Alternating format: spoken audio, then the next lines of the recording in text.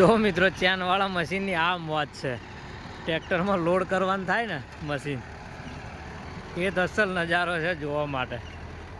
મોટા મશીનમાં આ ફિલિંગ નથી આવતી જે આની અંદર આવે છે. જો ટેલરમાં લોડ કરવાની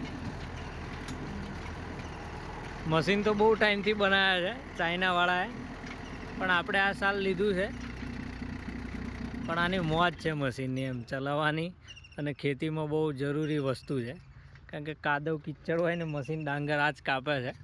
મોટા મશીન કરતાં આની અંદર મજા છે એમ ચલાવવાની અને બધી રીતે. જો આ ટોલરમાં લોડ કર્યું એટલે આને ગમે ત્યાં 200-500 કિલોમીટર લઈ જવું હોય તો એ કોઈ તકલીફ નહીં.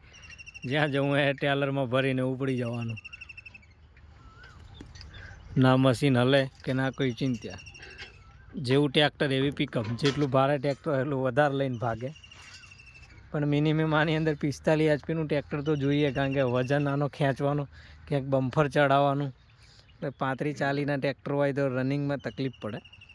45ની આજુબાજુના આવા ટ્રેક્ટર હોય તો કંઈ તકલીફ નહીં. જો આ નજારો છે ટેલરમાં મશીન લોડ કરીને ફરવાનો, એકદમ મજાવાળો બિલકુલ.